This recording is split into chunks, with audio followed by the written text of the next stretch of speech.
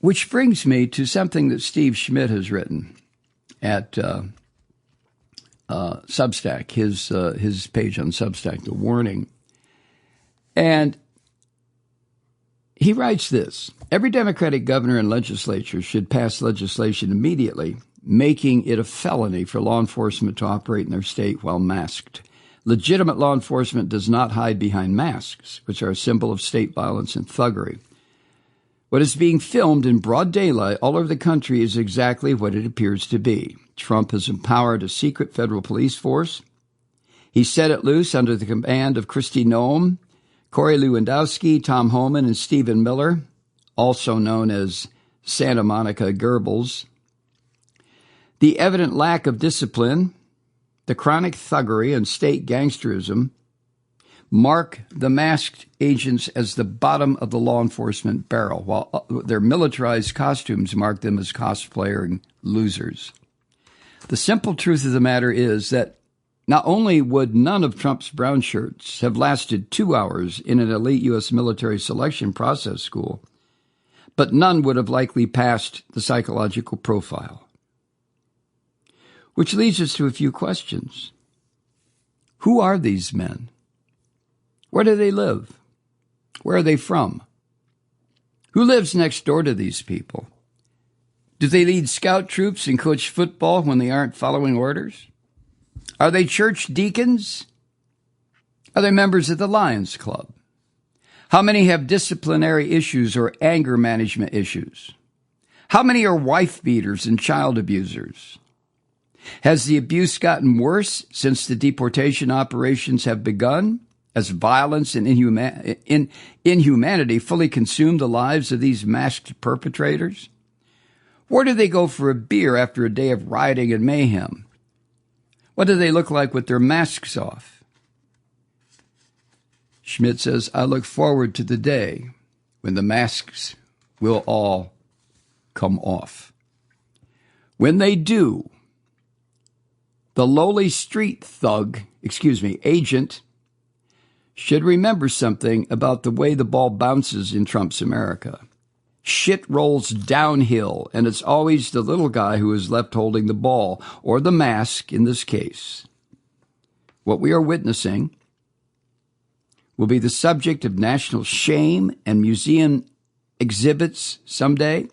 There will be monuments to the monstrosity at hand, so that it may be long remembered, at least for a while.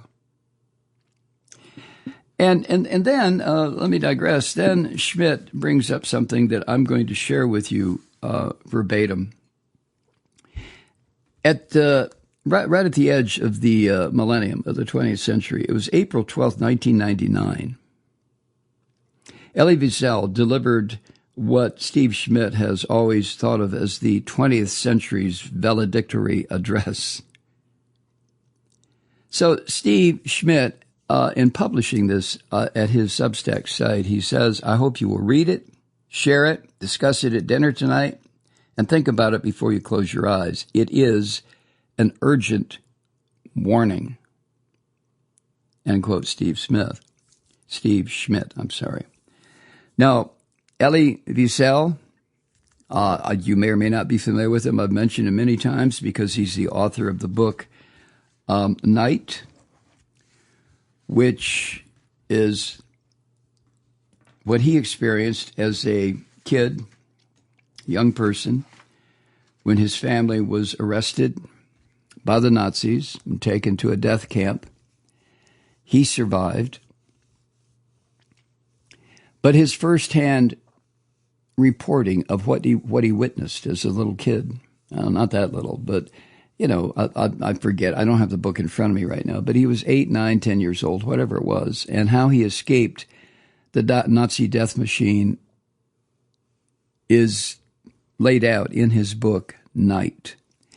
But it is one of the most horrifying books I think I have ever read. It far surpasses anything, in my experience, that was written to shock or scare or cause the reader to get a little nervous when things went bump in the night, This is scarier than any science fiction novel I have ever read, any history I have ever read, the book Night, because it's reality.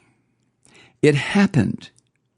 And this is what so many Jews have tried to make the goddamn point to the rest of humanity. That's what never again means. And that's how I can almost understand the sick, war criminal, paranoid shit, I said almost, that this beast Netanyahu is dumping on innocent people. To me, Netanyahu is acting out of that paranoia, but he's also become the Nazis that his family escaped from. You know, what do they call it? Stockholm Syndrome? I don't know what the fuck it's called. All I know is that Netanyahu acts like one of the mass killers in Germany in the 1930s and 40s, exterminating people by the hundreds of thousands and then by the millions. That's Netanyahu in my mind. But Elie Wiesel is one of the Jews who has used literature to try to explain to the rest of us, you know, don't kid yourself about, you know, it's only going to happen to some minority community. It's only going to happen to us Jews. It's only going to happen to the Roma. It's only going to happen to homosexuals or liberals or socialists. No, that's not how this works. Elie Wiesel was also one of the Nazi hunters who went after people like Eichmann, Adolf Eichmann, who was the filthy, rotten little accountant, kind of like Stephen Miller, the little Nazi Jew that operates for Donald Trump. Adolf Eichmann was of that same caste as Stephen Miller.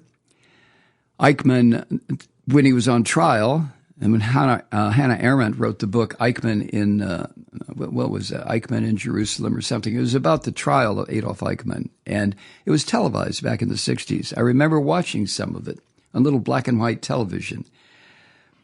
But Eichmann and Stephen Miller are the same. Eichmann was a little wormy bookkeeping accountant, a nobody, just like Stephen Miller, a nobody, until the Nazi regime raised Eichmann to the point of being the bookkeeper who kept track of how many Jews were rounded up, how many were sent on trains, how many were executed, how many corpses were burned.